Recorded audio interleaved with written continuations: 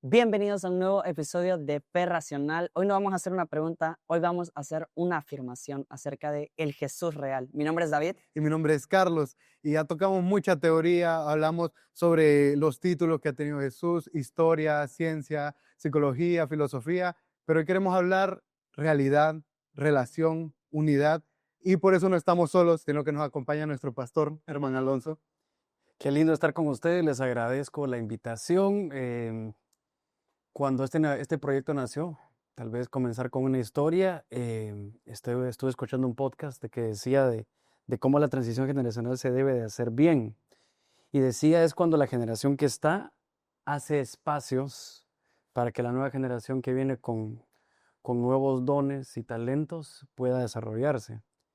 En cuanto estaba escuchando ese podcast, dije yo, tenemos que hacer un espacio para que hable lo que ustedes estaban ya comenzando. Así que un honor estar acá, quiero aprender de ustedes, los admiro, los honro y ojalá que les pueda dar este, este, mm, esta perspectiva pastoral que yo creo que es buena. Sí, buenísimo. Y es una perspectiva que realmente necesitamos escuchar, porque hemos estado hablando, como dice Carlitos, de forma bastante intelectual acerca de Dios, acerca de la existencia de Jesús, Jesús como Mesías, Jesús como Dios, cosas que son fundamentales para el cristianismo y para el mundo en general, pero de nada nos serviría quedarnos en la teoría si no aprendemos a tener una relación con Dios.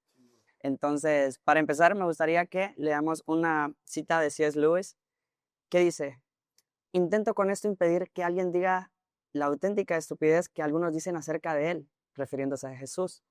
Estoy dispuesto a aceptar a Jesús como un gran maestro moral, pero no acepto su afirmación de que era Dios, dicen muchos. Eso es precisamente lo que no debemos decir. Un hombre que fue meramente un hombre y que dijo las cosas que dijo Jesús no sería un gran maestro moral, sería un lunático. O sería el mismo demonio, o sería un mentiroso.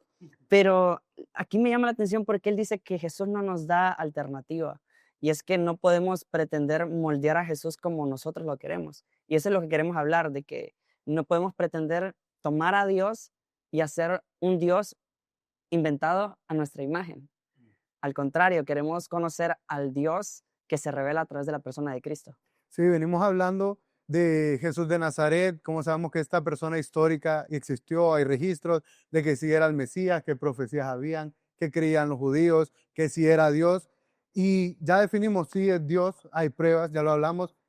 Ok, ¿y eso en qué afecta? ¿Qué da pie al cristianismo? El cristianismo no es autoayuda, no es, ok, por ofrendas vivimos, ayudamos solo a los pobres, ya hasta ahí, llega a una relación, a una vida espiritual. Entonces te quería preguntar, Germán, Sí. en tus palabras, ¿qué es el cristianismo? Bueno, yo creo que el cristianismo me parece que es el camino y el trayecto donde caminamos con Él. Ujú. Eh, y me gusta siempre no ser absolutista, porque uno puede decir, el cristianismo no es autoayuda, no, sí es autoayuda. El cristianismo no es inspiración, no, sí es inspiración. El cristianismo no es religión, sí, también es religión. Sí, El cristianismo es relación, sí, también es relación. Entonces yo veo que el Señor al describirse dice que es el camino. Entonces yo creo que el cristianismo es eh, el trayecto donde vas caminando con Él. Habrá momentos donde lo podrás entender con tu mente finita, ¿verdad? Como relacional. Luego los frutos se vuelven la moral que conocemos por afuera. Em, Luego la parte de autoayuda, sin duda. El Espíritu Santo está constantemente como una voz. Entonces yo creo que nosotros lo enfrascamos, sí. pero en su inmensidad es todo, diría yo. Entonces el cristianismo simplemente para mí es el trayecto donde mientras que caminamos somos sanados, diría yo. Buenísimo, me gustó lo que dijiste de que nosotros mismos enfrascamos. Yo leí en un libro que Dios es un océano y muchas veces, vaya, si vos metes agua del océano en una botella, deja de ser océano. Y así nos pasa con Dios. Lo intentamos encerrar en nuestras estructuras, nuestras maneras, nuestras formas. Y terminamos, la gente realmente no necesitamos como seres humanos una botellita de agua. Fuimos creados para el océano, que es Dios. Y en el momento en que enfrascamos y decimos, bueno, esto es Dios, realmente nos estamos perdiendo de disfrutar mucho de lo que Él es. Pero es sumamente aceptable y entendible porque nosotros queremos saber el ABC de las cosas. Entonces lo queremos entender. Contame dónde Queremos entender comienza todo. y dónde termina. De hecho, fue un tema que abordamos. Había un versículo en Isaías que el conocimiento del santo es de inteligentes. Y lo hablamos bastante sobre el anhelo que tenemos de buscar más. No solo como cristianos, sino como humanos. Esta curiosidad de qué hay más allá. Tiene que haber algo superior. A mí me gusta mucho el ejemplo de la porción. Ujú. Esto me parece sensacional. Porque finalmente el concepto de la porción que se nos ha sido revelada. Ya con eso uno entiende que no tiene la verdad y que su inmensidad cambia de botecito, como decías, de botella, Multiforme. dependiendo la cultura, la época, etcétera, pero en su inmensidad lo es todo. Pero mira, a mí me dice un pastor que admiro yo mucho que se llama Bill Johnson, dice, en cuanto yo más acepto los misterios de Dios, en la misma medida se me ha revelado. Y es lindo poder decir, no entiendo, ¿verdad? Es algo, es un misterio, ¿verdad? Es espectacular. O sea, es bastante, muchas veces, o sea, necesitamos un poco de humildad para poder asimilar eso. Perdón, Pues, ¿sabes por qué? Exactamente, necesitamos humildad y necesitamos saber que no vamos a entenderlo y otra, y no tener el control. Porque vos querés manejar la verdad para poder controlarla, entenderla y manejarla. Es inmanejable, incontrolable, inmesurable, ¿verdad? Entonces, la humildad nos hace pensar que solo tenemos una porción y que el vecino, perdón, y que el vecino tiene otra y que no hay exclusividad para con vos. Eso es sensacional, te mantiene humilde. De hecho, un ejemplo que hablábamos hace poco de la Biblia que siempre me ha gustado es con los apóstoles, porque tenemos el ejemplo de Pedro con Pablo. Por ejemplo, a Pablo se le da a los gentiles y él empieza a predicar a los gentiles y Pedro choca muchísimo con esto. Y yo me pongo en la mentalidad de él, yo conocí a Jesús, yo anduve con él aquí y Saulo mataba a cristianos y no estuvo cuando Jesús estuvo aquí. Entonces, eso, cómo chocamos, cómo al final Dios le tiene que dar una visión y no llames impuro a lo que yo he hecho. Y al final le toca aceptar esto y les toca trabajar en conjuntos. Dos personas que tienen comisiones totalmente distintas, que trabajan el evangelio de maneras totalmente distintas. Como decías, nadie tiene una verdad absoluta, nadie tiene el 100% de Dios, ni tiene esa autoridad ni ese control de qué es la verdad, qué es lo correcto. Cada uno con su porción. Cristo es la verdad, pero cada uno con la porción que le tocó o que tiene la capacidad de entender. eso me gustó lo que vos dijiste de que cada uno con su porción, porque muchas veces tenemos nuestra porción, amamos lo que Dios nos ha dado y tendemos a menospreciar la porción de otros. Me gusta cómo lo relata C.S. Lewis hace una pequeña analogía de lo que es el mero cristianismo. Él dice que es como una casa en donde todos entramos al vestíbulo y ese es el mero cristianismo, en donde todos en respeto deberíamos de poder tratarnos bien, llevarnos bien, amarnos en Cristo, pero que que Él no te recomienda quedarte en el vestíbulo, sino que vos entres por alguna de las demás puertas, pero que vos entres a una puerta no te haga menospreciar la puerta que otros tienen. Finalmente, si menospreciamos algún tipo de porción, es Cristo finalmente. Entonces hay que Wow. tener cuidado de no ser mutiladores del cuerpo, ¿verdad? Sí. O perseguidores nuevos de la iglesia. Eso es lo que tenemos que tener cuidado. Muchas habitaciones tiene la casa del Padre. Es decir, cabemos todos, ¿verdad? Habrán habitaciones con un matiz diferente y otros, ¿verdad? No me gusta sacar de contexto el verso, pero finalmente hay que ayudarnos de todo. Pero bueno, yo creo que sí, por ahí ha de ser. Sí, a mí me gusta muchísimo, es uno de mis capítulos favoritos, Primera de Corintios 12, de 12 en adelante, todos somos un cuerpo. Y viene explicando cómo cada parte del cuerpo es importante. Y si yo soy oreja, no debería estar envidiando a la boca, ni le voy a decir a la boca, estás haciendo mal por hablar, debería estar escuchando, porque no es su función. Y voy a poner un ejemplo, mucho cuidado con esto. Yo escuchaba un video hace poco de un pastor que él contaba que llegaron los testigos de Jehová a su casa. Y pues él habló con ellos tranquilo y decía, yo los admiro mucho a ellos porque yo en los 30 años que llevo de ser evangélico, jamás ha llegado un hermano evangélico a mi casa, ni a hablarme de Jesús, ni a preguntarme cómo Qué estoy. fuerte. Y yo digo, es cierto, es cierto. Y lo que ellos hacen, la verdad yo también lo admiro. Qué bueno que anden predicando así el evangelio. No puedo decir, no, está mal porque no se reúnen martes, viernes y domingo 2 veces como nosotros lo hacemos. no tengo yo derecho para hacer eso. Ellos tienen lo de ellos, nosotros también tenemos lo nuestro. No debería haber ningún conflicto con eso. Sí, habrán algunas bases y Claro. pilares nuestras, ¿verdad? Jesús es Dios, ¿verdad? Pero finalmente vivir en este mundo justo y piadosamente, ¿verdad? Eso es lo que se nos encomienda. Así que, sí, tenés razón, no solamente ellos, en el mundo, Sí. el cristianismo son seguidores de Cristo. Nosotros en Latinoamérica tenemos, yo diría que la facilidad de poder dividir por la abundancia que tenemos para disfrutar. Eso es, No sé si me voy a entender. o sea, podemos En decir, Latinoamérica podemos decir, vos sos aquí, vos sos aquí, vos sos aquí, vos sos allá, pero en el resto del mundo, cristianos son Cristo, vamos juntos, ¿me entendés?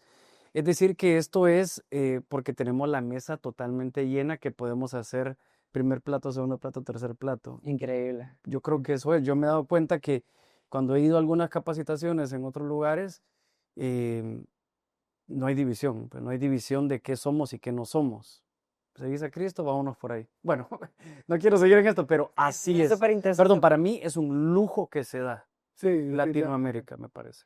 Sí, la verdad es que sí. Me gustó lo que mencionaba sobre que somos llamados a vivir justa y piadosamente, pero que al final tenemos bases, que es lo que esas bases hacen que nos llamemos cristianos y que si quitamos esas bases, pues todo esto se derrumba, porque muchas personas ven el cristianismo como algo bueno, loable, es una guía moral. Incluso muchos ateos podrían decir, bueno, hay ateos que son buenos, moralmente aceptables. Entonces, ¿cómo hacemos esa separación de decir, bueno, realmente el cristianismo solo es como lo que vos mencionabas, algo así de, es una autoayuda? ¿Cómo podemos hacer esa separación entre decir, no, el cristianismo es más que esto? Sí, lo que yo te decía es que habrán personas que su primer encuentro con el Señor fue a través como de una autoayuda. Ujú. Entonces lo peor que podemos es sentarnos en esta silla y decir, esto lo tienen como una autoayuda. No, fue manifestado así, pues, Claro. ¿verdad? Em, Luego podemos ver a gente que para mí es espectacular, una relación de que entiende la paternidad en todo su nivel.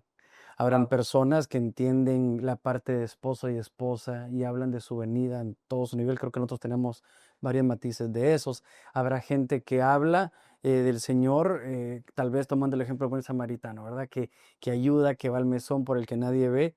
Y entonces son, dice un pastor, son glimpses of God, dice, como destellos de su gloria. Empieza a salir. Gente que se desarrolla. Bueno, habrán otro tipo de separaciones que tienen un desarrollo increíble en obras de misericordia. Increíble. Nosotros tenemos en la parte de arte, de danza, alabanza y palabra, para mí cosas maravillosas. Entonces yo creo que es desde el perspectiva que lo querrás ver, Sí. ¿verdad? Como yo te decía al principio, ¿sí autoayuda? Sí. ¿Sí es relación? Sí. ¿Sí es padre e Es hijo? eso y Sí. más. Es eso y más. Y te apuesto que al llegar al cielo, toda la humanidad entera va a decir, wow, y esto podía haber sido esto y esto todavía. A mí me encanta con lo que vos estás diciendo, que está impresionante de que, o sea, es eso y más. Me gusta escuchar a un predicador que dice de que realmente si vos decís, no, vamos a detenernos de predicar el Evangelio porque yo ya sé que es el Evangelio.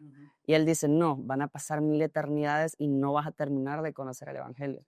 Porque es algo, o sea, Dios es infinito y pues se presenta en la persona de Cristo de una forma en que podamos entenderlo y asimilarlo. Sí, y en infinitas formas. Y fíjate Exacto. que con lo que decías de lo de las separaciones y todo, recuerdo un ejemplo que vos nos enseñaste muy bueno. Así como pequeña anécdota, Davidcito y yo tuvimos el privilegio de ir a un evento de jóvenes, nos iban a hacer preguntas, entonces le pedimos consejo a Germán y él nos dijo, ok, ¿qué tal si por ejemplo les dicen, hey, nosotros jóvenes podemos subir al altar con tenis blancos, por ejemplo? No defiendan esas cosas, al final esa es decisión del pastor. Lo que vamos a defender es el Evangelio de Jesús. Sí. Y recuerdo que nos enseñó eso, el Evangelio de Jesús y las reglas de casa. Y un ejemplo que me gustaba que nos ponías era que vos tenías un gimnasio en tu Porsche, en el garaje, y no podías esperar que todo el mundo en su casa tuviera un gimnasio también. Entonces, hay cosas que no están de sobra, pero no son obligatorias, no son la base. Por ejemplo, vos tenés un gimnasio en tu casa, qué bueno, pero mi papá ocupa el espacio para meter el carro. Pero al final en la casa hay dormitorios, hay una cocina, hay cuartos y eso define en sí que sea una casa.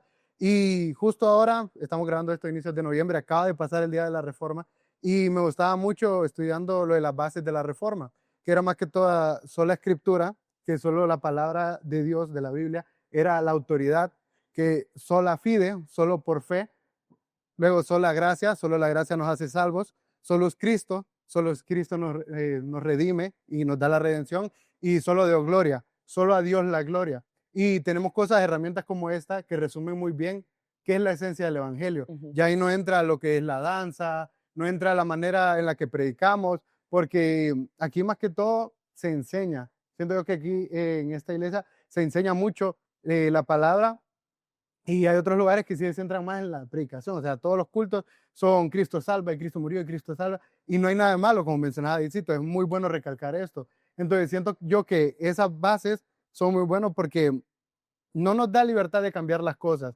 sino que sí deja espacio de lo que vos decías, de que Ujú. Cristo brille de maneras distintas. Buenísimo. Sí, a mí me gusta un dicho que dice que toda tu teología sea filtrada en la persona de Jesús. Entonces, ahí está la diferencia entre doctrina y reglas de casa. Si alguna regla de casa filtrada con la persona de Jesús queda afuera, hay que sacarla, Sí. porque es perjudicial. Yo tengo un amigo que me dijo, mira, Germán, yo quiero cambiar esto y esto, ayúdame a hablar con mis papás. Y entonces lo pensé y le digo, ¿pero hace algún daño o no te gusta? Porque si no, entonces no te gusta la cultura de la Sí. iglesia. Pero si en el filtro de Jesús produce algo bueno, como la parte cultural, lo que hablabas del gimnasio, hay hogares en otros lugares del mundo donde tenés que quitarte los zapatos para entrar a la casa. Eso no es doctrina, esas son las reglas de casa. Entonces, Ujú.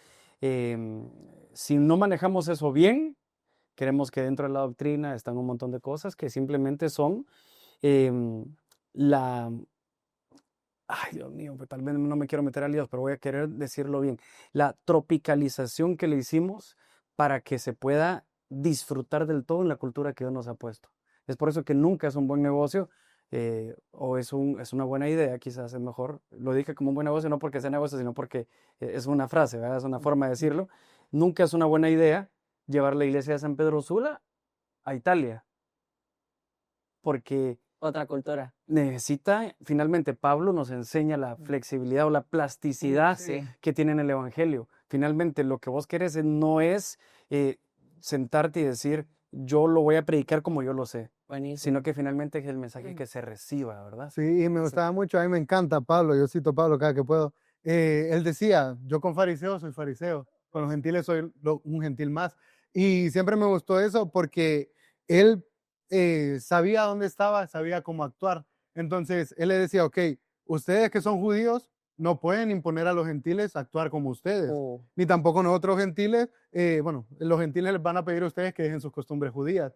Y se puede ver cómo cada vez que le escribo en la iglesia, él se centra en ciertas cosas porque cada iglesia es distinta, estaban en un lugar distinto, habían costumbres distintas, tenían retos distintos. Lo lindo es la plasticidad de no defender tus formas, sino pensar por el amor al recipiente que reciba lo que vos ya recibiste, de forma que se lo pueda comer y disfrutar. Claro. Es dejar de amar tus formas para poder ofrendar las demás, ¿verdad? Yo he llegado a las iglesias y me dice, Germán, por favor, anda con gorra, anda con jury, porque esto es un evento que vamos a tener música electrónica al final. Amén. Germán, por favor, aquí es con saco y corbata. Amén. Germán, aquí es esto. Ponete la camisa del Congreso. Del evento. Amén. Germán, yo quiero que hablemos del liderazgo. Amén. Germán, quiero que hablemos.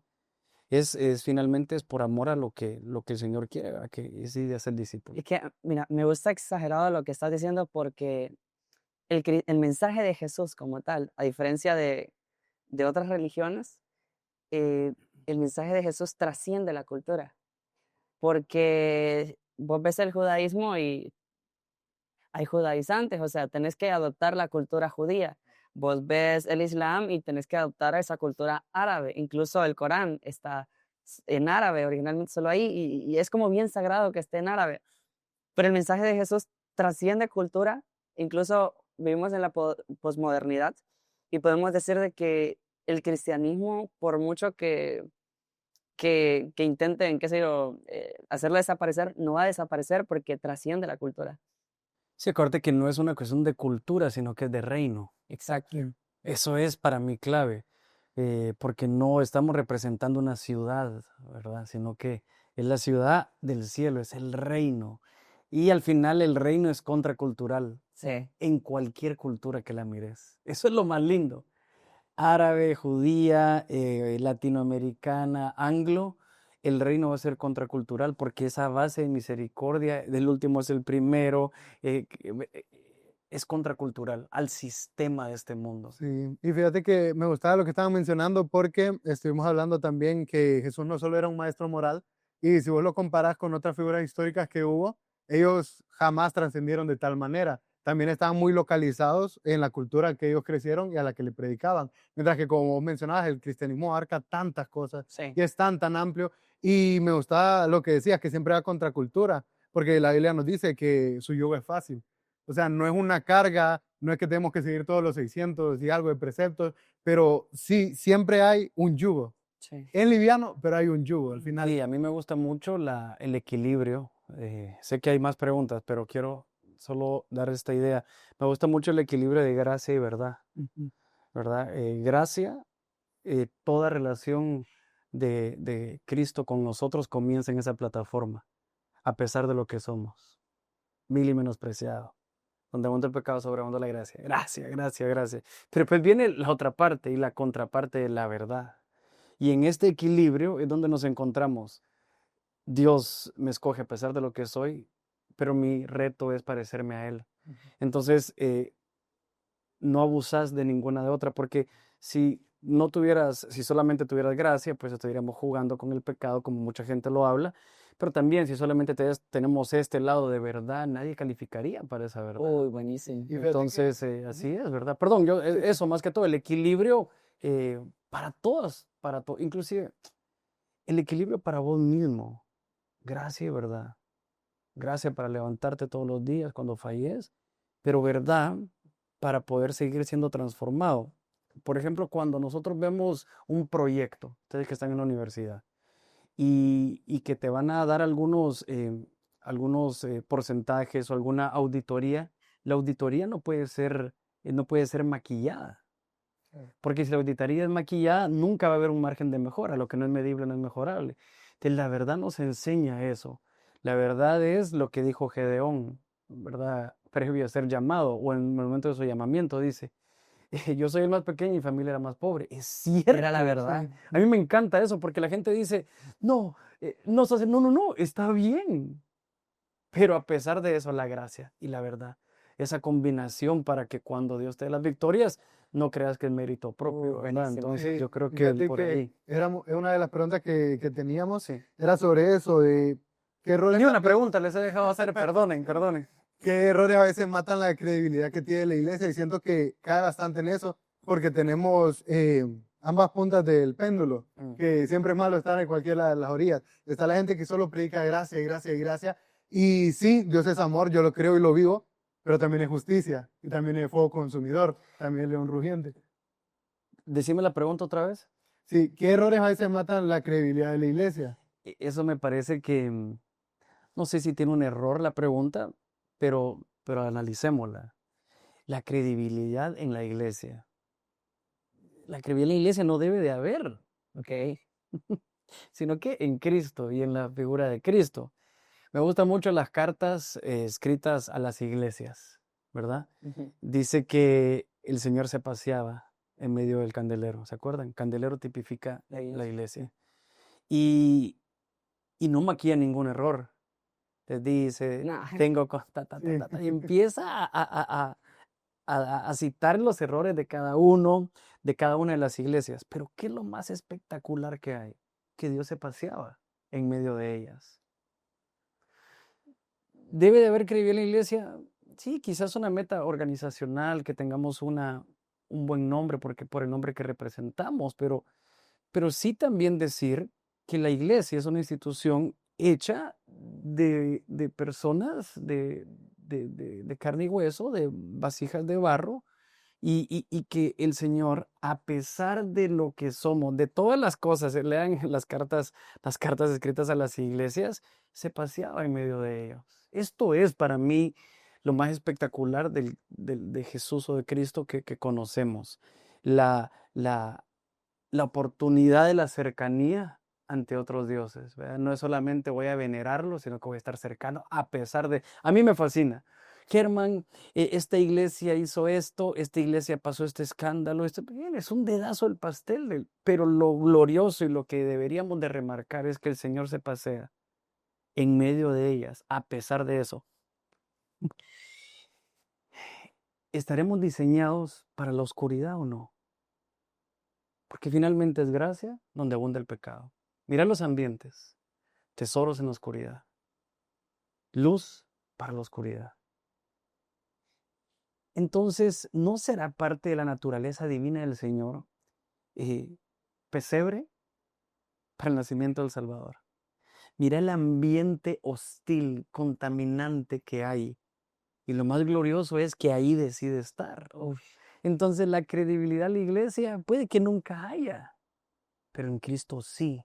Entonces, cuando tengamos glimpses, destellos de parecernos a Él, puede que tengamos un par de etapas de buen nombre, pero que vamos a fallar, obvio que vamos a fallar. Entonces ya no solamente se espera que el pastor y los hermanos del escenario tengan un buen nombre, sino que todos, porque la iglesia somos todos, no el edificio. La institución debe tener credibilidad o no, sí, pero es iluso pensar que no va a fallar. Sí, porque a lo largo de la historia la iglesia ha tenido cosas, o sea, tremendas, o sea, para encontrar cosas que la iglesia ha hecho mal, o sea, no tenés que buscar demasiado. Yo creo que la clave es lo que mencionabas anteriormente, gracia y verdad, ser fieles representantes de gracia y verdad. A pesar de lo que somos como institución, como iglesia, como hijos de Dios, Él se desea, Él se pasea en medio de nosotros. Para mí eso lo exalta el nombre del Señor, ¿me entendés? Habla de su gloria, de su entendimiento mucho más alto. Y también se hace asequible, tan fácil. Es por eso que estamos viviendo el clímax de la gracia. No sé cómo va a ser otro tipo de tratos o de pactos con otras creaciones, pero esto que tenemos es una Es locura. especial. Sí. Yo creo que David lo entendió previo a sus tiempos, pero lo que tenemos es el clímax de la gracia, ¿verdad? Bueno, sigamos con las Me preguntas. gustaba lo que decías de que Jesús, como pues nuestro Dios es un Dios distinto. Fue un tema que hablamos y hemos estado hablando sobre las diferencias con los dioses. No era solo, bueno, hablamos como antes, era más sistemático. Pecado, mata un animal, sangre, perdón, y luego ya Jesús como mediador. Y tal vez ya para cerrar, porque el tiempo va volando, para esta primera parte, porque todavía nos falta hablar bastante. Eh, para un joven, porque a mí me gusta cuando Pablo hace comparación del cristiano con un atleta, una carrera. Un atleta ocupa llevar dieta, ocupa llevar ejercicio. Entonces, tal vez como jóvenes es un poco difícil por la expectativa que la gente tiene de nosotros. A veces nuestros papás nos dicen, mira, ustedes como, quizás como tal chavo de la iglesia, que mira, que allá anda allá. ¿Qué le recomendaba a un joven que se quiere acercar más a Cristo? No necesariamente como, ok, anda 7 días a la iglesia, pero él a veces tiene dolor en su corazón, a veces se siente desamparado. ¿Cómo puede acercarse más a Jesús? Bueno, a mí me gustaría tal vez que todo comenzara desde la identidad y la relación. Hacer porque sos, ¿verdad? No hacer para ser. ¿Sí? Vamos a ver, vamos a ver. Vamos a tratar A mí me gustaría que todos pudiéramos primero sentir la identidad del Señor para comenzar a hacer y no hacer para lograr en algún momento ser. Por ejemplo, en el mundo donde vivimos el sistema es así. Sí. Si vos tenés una racha goleadora, sos el goleador. ¿Por qué? Porque hiciste lo necesario para ganarte la identidad del goleador. Bueno, en el Señor es diferente. En el Señor te dice, este es mi hijo amado, ¿verdad? En el cual yo tengo complacencia con Jesús, previo a hacer cualquier tipo de milagros. Él hizo milagros por su identidad. Entonces, todas las prácticas que te van a mantener en siguiendo descubriendo al Señor tienen que venir de la identidad. Eso es increíble porque yo a preguntarte iba, o sea, acerca de la identidad que tenemos en Cristo, de tanto reconocer del lado de la gracia, es decir, vos no sos salvo porque sos justo, vos sos justo a los ojos del Señor porque sos salvo por medio de Cristo. Asimismo, vos no sos pecador porque pecás, vos pecás porque tu naturaleza es pecaminosa. Entonces, es importante entender cómo Cristo viene a darnos una identidad diferente y ese es el tema, o sea, el Jesús real. Si vos venís y hablas con un agnóstico, ¿cómo le presentarías a Jesús? ¿Quién es Jesús? Bueno, dependiendo Jesús es la respuesta. La respuesta que no se puede encontrar en este mundo terrenal. Ese es Jesús. La respuesta a su tristeza, a pesar que lo tiene todo. La respuesta a la enfermedad que no tiene cura. La respuesta, fíjate que me gusta mucho entender el verso aquel de que el amor cubre multitud de faltas o de faltantes. Yo creo que así tenemos que así tenemos que reconocer al Señor. Si alguien está en depresión, Jesús. Si alguien quiere sabiduría, Jesús también. Si alguien necesita prosperidad, Jesús. eres la respuesta también. Entonces, yo sí se lo presentaría como la respuesta a la pregunta que no tiene respuesta en su entorno Sea cual natural. sea. Sea cual sea, Él es el camino, la verdad y la vida. Y finalmente, pues, teniendo esto en cuenta, Él es la respuesta, yo creo que mi mamá me decía algo, cuando vos conoces al Señor, tenés un dedazo del pastel, solamente. Y aquella parábola que dice que aquel hombre encontró un tesoro, lo volvió a esconder, vendió todo lo que tenía y compró todo el campo, me parece la explicación más espectacular de cómo comienza el cristianismo y cómo continúa. Porque vos lo conociste porque lo conociste como papá. Vos lo conociste porque lo conociste como un restaurador. Y eso es el tesoro que encontraste en el campo. Pero lo que Dios nos dice es, si lo venden todo, hay un campo lleno de tesoros. Entonces el agnóstico, no solamente el agnóstico, el que no cree, el que cree, pero se le tiene que ser revelado de manera personal, va a encontrarse en la situación de una respuesta que no puede dar el mundo. Ojo con esto. Mi viejo dice, si todo lo has probado y todo te ha fallado, ven a Cristo. Si todo lo has probado y todo te ha fallado, ven a Cristo. Se escucha increíble, pero se han puesto a pensar en la posición que Dios entiende que muchas veces lo encontramos como última opción o como un salvavidas y aún así nos espera. Wow. Esto es sensacional.